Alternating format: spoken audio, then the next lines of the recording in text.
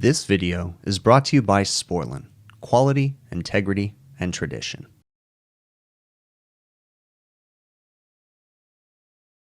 So we got a beer walk-in that is at like 60 degrees and we have a bad compressor. We had a tech here diagnosing it yesterday. But I'm kind of curious as to why the fans are running at low speed right now when they should be running at high speed. I'm intrigued by that one. So these have 2-speed fans, and when they get a call for cooling, they should speed up. That's interesting. Huh. Yeah, they should be speeding up, but it's also possible that the condensing unit power comes down here and energizes the thermostat. So we'll see.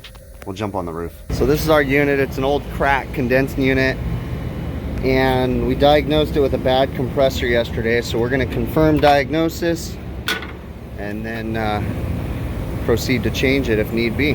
And the compressor's locked up. It just hums and doesn't want to start.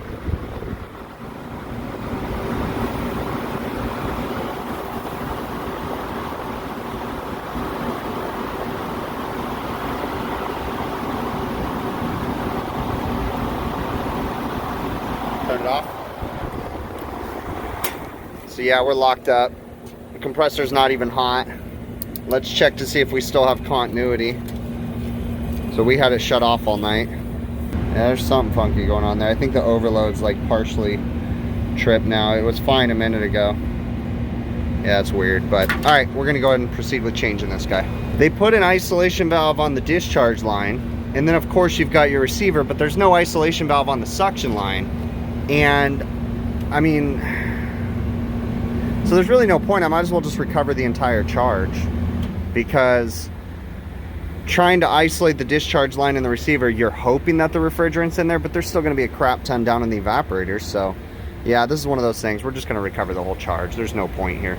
Okay, so this is a cross reference. They don't make this compressor anymore, so the supply house crossed it for me, but I just confirmed using the Copeland mobile app that this is the right compressor, and it is correct. It's going to be a little different. We're going to have to make some stuff work, but we're going to get going on the recovery first.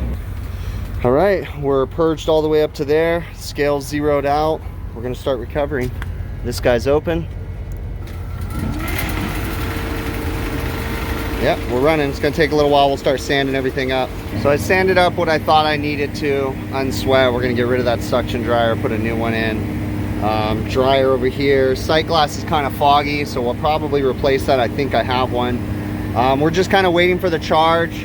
We're at about 15 pounds right now. Still got a little bit more to go. Keeping an eye on that outlet pressure. We don't want it to trip the high pressure control. I believe it's going to trip around 400 or so, but we're giving it time. That's where the big hoses really come into play. In a perfect world, we go ahead and put that in ice too if we needed to, if it was a really hot day. But so this is a low budget special. They don't want to spend any more money than they have to. We're literally just putting in a compressor, going to reuse the existing refrigerant, just repipe what we have to. They don't want any big picture stuff here. And they know that they have refrigerant leaks down in the evaporator coil, so we're going to have to keep that in mind when we're doing our evacuation for sure. All right, we got all the gas recovered. I got some nitrogen flowing through this guy right now on the purge setting or braze setting. So we're going to unsweat the compressor, get this all out, and then we'll figure out what we got to do to make the new compressor fit in here. Before we put the new compressor in, we'll probably go ahead and sweat in the dryer since it's tucked back there in a hard to get place. Yeah, that's it.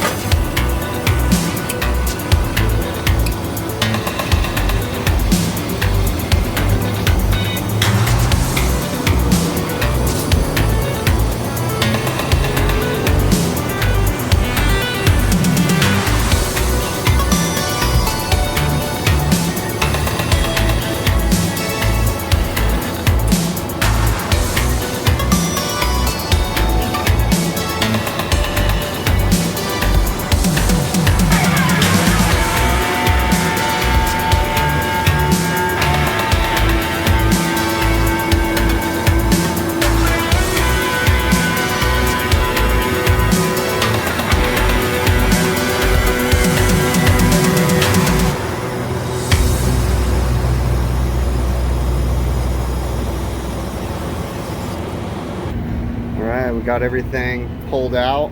Need to undo this guy right here, and we'll go from there. This guy looks like it's a little crimped down at the bottom, but we'll probably end up repiping a lot of that anyway, so forgive me, I don't remember who, but I'm repiping this, and we're gonna put the dryer on this way so that way it's easy to change. We're gonna go with a flare dryer, but I was talking about how much I like the flare dryers. I use the Sporlan catch-all and see-all, right? And I like how big the sight glasses are, and the mechanical fittings are awesome, but very important, you got to make sure that copper gasket's in there. If that copper gasket's not in there, it's never going to seal right. So someone had pointed that out, that I forgot to mention that. And sometimes when I'm working, you know, I do stuff and I don't even think about just common sense stuff to me, but you know, it may not be so common to someone else. But yeah, that copper gasket needs to be in that dry, or in that sight glass, for it to seal properly. So we're going to clean this guy up, put a little bit of nylog on it, tighten it up, and then kind of prep it and get an idea where it's going to go. All right, I got a little repipe going on with the dryer, going back that way. It's out of the way of the compressor. I'm going to braze in those swage points. I already tightened up the flare nuts. Yeah, we're moving along. All right, got the new compressor in. It's really not going to be that big of a deal. I believe this is 5/8 right here. That's going to sweat right into that, so we'll get rid of all that crap. And then this will be a process port, and I am going to have to use some 7/8 to kind of go up and go down. But other than that, pretty easy. So when I removed this piece, where's it at? That piece right there, it had a service port on it. So I have to solve the problem of I need a service port for the suction side, right? So what I'm going to actually do is use a ROTOLOCK valve. So if you guys don't already know, you can get these adapters for the ROTOLOCK valves that you can sweat to. It's a ROTOLOCK adapter. They're kind of a pain to find, but when you do find them, I always stock up on them. And I always try to keep one of these valves and one of these ROTOLOCK adapters in my van. Now you need a gasket in here too, but we'll get that here in a little bit. So the ROTOLOCK valve is going to go something like this, like about right here. We're going to have a space between here, and then this way now you would be able to isolate the compressor if you ever had to change it again, because you've got this valve right here, a service port, and then you'll have this valve right here, and this service port will be connected to this side, so you can isolate just the compressor when I'm done with it. Now, you know, yeah, this is an R22 unit, who knows how much more life they're going to get out of it. But the other thing too, I think I found why the compressor failed, and I'll investigate some more, but those fans, whenever I turn on the solenoid, whenever I turn on power, the evaporator fans do not speed up to high speed. So I think there's either a relay or something wrong in one of the motors that's not starting them all up into high speed. So we're gonna have to look into that, but that could be why the compressor failed. I also want to try to pour out and see if there's any oil left in that. So I'm hoping we didn't lose all the oil, because that is mineral. And this is polyester, and I don't want all that mineral oil, if it is lost in the system, to make its way back. I mean, there's not really a whole lot I could do about it, but like a glove, I ended up having to swage it. Just put the swage bit on here real quick and went to town. So that'll be perfect. We'll sweat that to that guy, and then my guy should be back in just a minute with the suction line that I needed. All right, I brazed all this going down. Okay, now I'm gonna pull this off, tape it up, and slide some insulation over it, seal that up, pull it back. We'll braze this guy on, and then we'll do the insulation all over the rest. Okay, we got two dissimilar metals, brass to copper. I put flux on it. I put my small tip. And we're gonna use 56% silver solder. I'm gonna go ahead and do it on both sides. So we'll go ahead and do this one first, because it'll heat up and make the other one flow easier.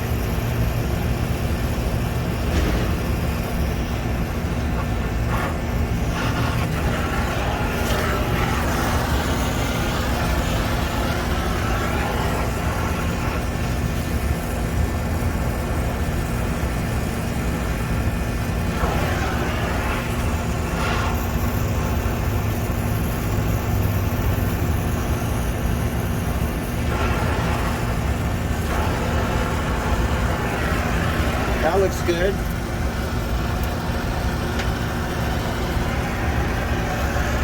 Looks like it could just heat up a little bit right here.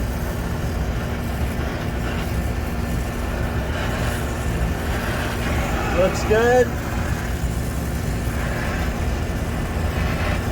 Looks good. Okay, so that's good.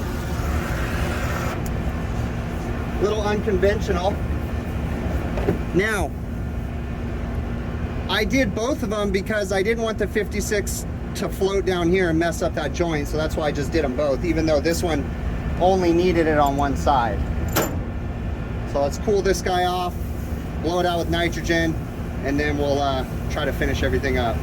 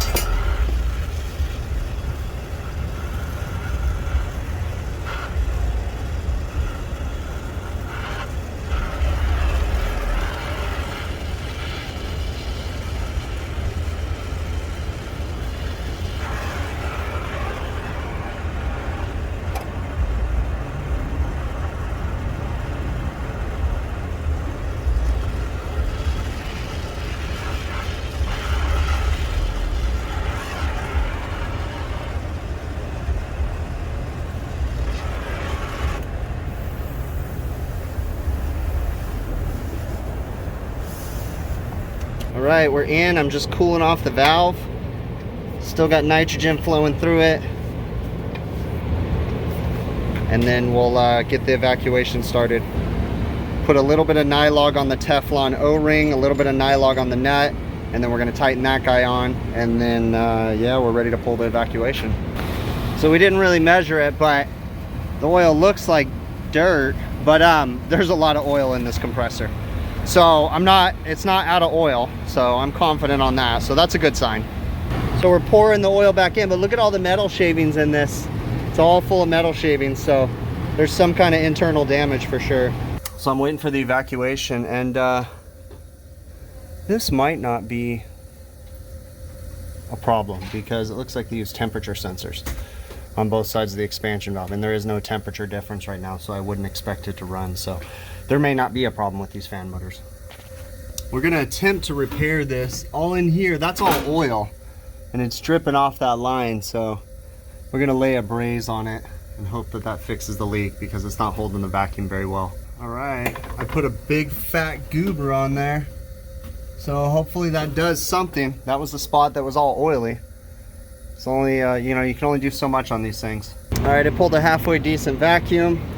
Still not perfect, but what I did was I front seated the receiver's king valve, and we're dumping all the refrigerant that we recovered into the receiver, and then I'll release it from the receiver when I'm ready. So we're just putting all the gas we can in there. Whew, it's dusty. All right, so it's working. Compressor's pumping. We're gonna go ahead and add the remaining gas in there now. All right, it took the whole charge, everything that was in the drum. So what I did now is I front seated the king valve on the receiver. I'm waiting for the system to pump down. We're gonna test the low pressure control. And the fans did speed up, by the way, too. I had a tech go down there once they had a temperature differential across that expansion valve. So we're gonna make sure that the receiver's got the proper level in it. We're gonna fill it up to the 3/4 mark and then go from there. And it just shut off at about 7 PSI. So that's a good sign. So we know the low pressure control's working. All right, we're gonna check the liquid level in the receiver now. Kind of hard to tell because there's a lot of stuff going on in here, but the liquid levels, like right here, there's a temperature change right here, and I can feel it with my hands. And that's only about 1/4 of the receiver, so we're gonna add some gas to it now. So we can see the liquid levels about halfway now, so we got a little bit more to go. I put 5 pounds in, we'll probably do another 5 pounds. So you can clearly see, I know you're looking at some lines, but the liquid level is right there. See where it goes from 114 to 120. That's our liquid level. That's the 3/4 mark. So we're now 3/4 of the receiver. That's a discharge valve you're seeing in front of you. So we're gonna do a leak check. We got Field Pieces' new leak detector right here. It's the DR82. So let's see. We're picking something up already. Where's it coming from? Is it my hoses or what? All right, let's check these guys out.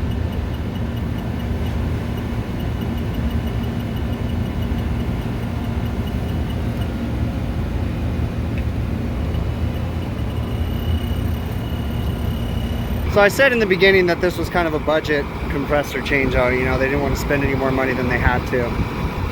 But those things always end up biting me in the butt. You know, like, I mean, it is what it is. But when I usually change a compressor like this, I usually put in a new dual pressure control, new contactor, dryers, you know, that kind of stuff. And because we're doing a budget job, I didn't put in a new pressure control. I didn't put in a new contactor. Now the contactor looks like crap, but they don't want to change it, okay? But that low pressure control hose is leaking, and it's one of those rubber whatever hoses. I really don't care for those, but that's what I'm going to put back in. I'm going to do a hot swap here in just a minute. I have a guy going to get a pressure control hose, and we're just going to pump it down to a low pressure, pull it off real quick, and swap it out as fast as we can. You know, but it's just funny because, you know, it seems like it'd be better just to do it all at once. All right, so we got the system pumped down, got the new hoses, stupid things. Okay, then what we're gonna do is feed it into here.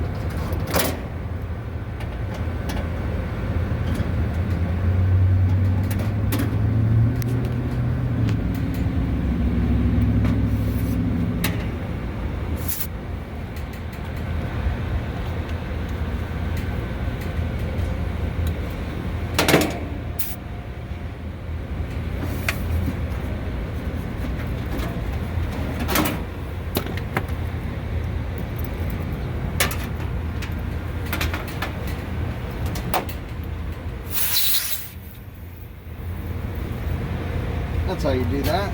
All right, so then we're gonna feed this guy out here.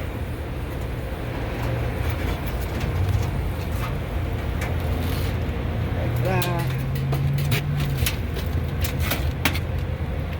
This guy's gonna come in here.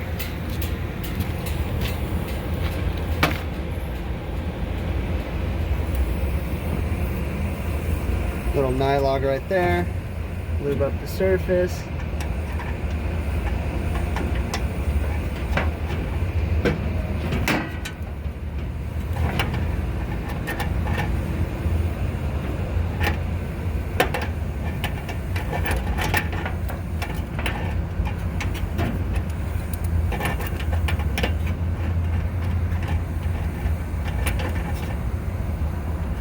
That should be good.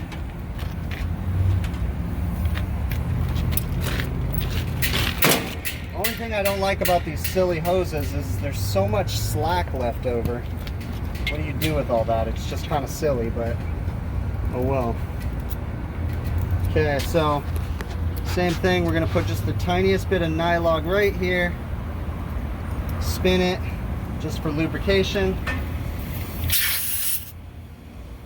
Bit of nylog right there.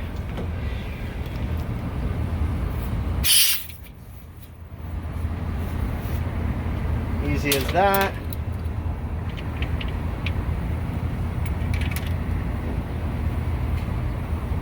Okay, that should be good. Hot swap is complete. We'll have to tie this up. And that's what I don't like about those, it's just that excess. It's gonna leak check my flare joints. Nothing. It's got the lighted tip on it, so that's really cool. There's something going on over there. I don't know what it is. Nothing. Nothing. This is where it was leaking. Nothing. Good. Nothing. Check in here. Nothing. All right, and I'm gonna double check that flare nut, make sure it's not leaking back there. Yeah, it's picking something up over there. All right, I just tightened up on that flare nut a little bit. So we're looking good now. Nothing's coming up. We're good to go. Double checking the insulation. I think that might just be, what is the dysfunction there? Is there something going on there?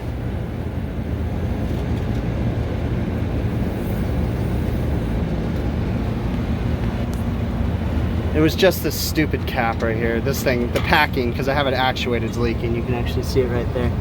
But that happens when you have them actuated, so, because I have the packing loose, so that's normal. Okay, we're done with this thing. We're gonna wrap our tools up and hand it to the customer. I think it's like 55 degrees right now. It was like 65-ish something earlier, but they're already putting food in there. They have a delivery thing going on, so we're done for now. So this video was actually shot, I don't know, back in June or even May of 2021. So we're now October 16th of 2021 as I'm editing this. I've got a bunch of this footage that I'm still kind of working my way through because it was certainly one of the busiest summers we've had in a long time. So this was, as I said in the video, a low budget special. The customer, you know, I'm not going to go into details, but they didn't want to spend any more money than they had to because of something that's about to happen. Okay, you guys can probably do the math with that one. But we went back in with R22. I'm not a fan of using alternatives, but still, if the customer wanted me to use an alternative, I certainly would have. But in this situation, we just went back in with what was there. We utilized the gas that he had. We did have to add a little bit more to account for the refrigerant leaks in the system, okay? I did my best to try to repair some of the refrigerant leaks. There certainly is going to be more leaks in the system. But I did fix a major one because when I went down and investigated the evaporators, I saw that the oil was actively dripping off of one of the lines, and it's like I can't really walk away from that. So dove into that, fixed that, changed the compressor. Never found the root cause of the compressor failure, but in this situation, the customer really didn't want me to do anything else. Now, also at the same time, I did not autopsy the compressor. I kind of wish I would have in hindsight, especially since we saw those oil shavings in there. I don't know what caused the compressor to go bad, but it was clearly locked up. It was just running and humming and nothing else was happening. So that's a hard one. It's hard to say. That system was also very old.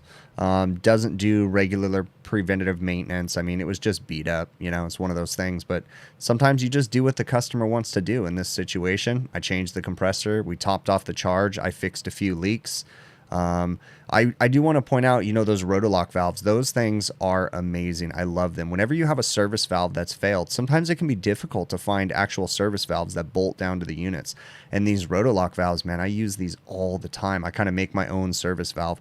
They don't really need to be supported. They're not that heavy. You know, if you pipe them accordingly, they work amazingly well. You just have to make sure you have those adapter fittings for the ROTOLOCKs. If you guys want to know where to find those adapter fittings, all you need to do is open up the Copeland mobile app. They make them aftermarket too, but I prefer to go with the Copeland ones. The same thing goes with the ROTOLOCK valves themselves. I prefer to use the Copeland ones whenever possible. This particular ROTOLOCK valve, though, the valve itself was not a Copeland one. And when you can tell the difference between the Copeland and an aftermarket ROTOLOCK valve, typically they don't have two service ports if they're an aftermarket. Typically, if you get a Copeland ROTOLOCK valve, it'll have two service ports, which allows you to put like a low pressure control or something like that on the actual ROTOLOCK valve itself. But yeah, just open up the Copeland mobile app, insert the model number and the model number of your compressor, and then go down to service parts within the Copeland mobile app, and it'll give you the Copeland part numbers. If your local supply house doesn't stock them, they can order them. It's the Copeland part numbers are right there. So it's really nice to have those. And again, you know, it can make a standard compressor into a ROTOLOCK compressor if need be with the two different parts, and or you can use them just as a service valve. It's a really cool little tip. Other things that I just kind of wanted to cover really quick because I know there's going to be lots of comments about it. Yes, I was brazing with nitrogen. No, I don't always braze with nitrogen, but in this particular situation, I was able to. And then on the unsweating of the compressor and unsweating of the components, I get a lot of people that comment about, you know, taking out dryers and different things like that because I'm going to release the moisture back into the system. And you know, I'm not really too concerned about that stuff. If, you know, I mean, I'm pulling an evacuation on the system. It's not going to release that much moisture into the system. But it's always best practices to cut out filter dryers and different things like that. But there's certain times that if you cut out a filter dryer, you're cutting out at least a ½ inch of the copper, and it can change the piping arrangement of the system, especially if you're, now in this situation, I had the room. I could have cut the components out, but I didn't want to. I didn't need to. It wasn't that big of a deal. I pulled a really good vacuuming, as good as I could, considering the system has leaks in it. I was purging with nitrogen the whole time. I wasn't concerned about releasing any moisture into the system, especially since I was purging with nitrogen, displacing everything. I'm not too worried about it, you know? And again, I do agree that moisture is bad for a system. It can lead to issues down the line, but you also have to be practical. And when you're doing things, sometimes, you know, you don't want to have to repipe the whole system. And I'll say that whenever I'm working on really small refrigeration units, there's nothing worse than cutting out components and then you got to redo certain sections, especially on the little stuff, because sometimes you can deal with 5/16 copper and different stuff, and I don't carry that. It's always a pain. But anyways, nothing else too crazy. This was just a basic run-of-the-mill compressor change. You know, we just try to do our best, you know, and like I mentioned in the video, normally when I quote a job like this, I quote a contactor, compressor, pressure control, put in a dual pressure control, crankcase heater, all that stuff. You know, and in this situation, you know, the customer really did, like, they stress so much because of what's about to happen. They're like, please don't do anything extra. Just do the minimum. Just get it operational. They didn't even want me to come back and follow up and verify proper operation. Like, they're just like, just get in, get out, and move on. Okay. So I did what I had to do. I got the system operational. I know there's still refrigerant leaks in it. Like I said, I pulled a half-ass vacuum. It was, you know, I mean, it did okay, but it didn't pass the decay test because it was leaking, you know? So it's just one of those things. The customer didn't want to go any further, and I can't force them to, you know? I just give them what they want. You can give a big picture quote. They're not always going to approve the big picture repair. It is what it is. You know, we just got to do our best. I really, really appreciate you guys making it to the end of this video. Please forgive my office. It is a dumpster fire right now. I've currently been building a new computer, and it's just a mess. I can talk about it maybe on a live stream or something with all the specs and all that. This is my first edit with the new computer. We're going to see how it goes. I went crazy big with the processor, and it's nuts. So let's hope it makes a significant improvement on rendering and different things like that, and can save my sanity, because it's been kind of crazy how long things have been taking and how slow it's been going. So, but again, please forgive the office. I'll try to get it organized and fixed back up. I really, really appreciate you guys making it, and we will catch you on the next one, okay?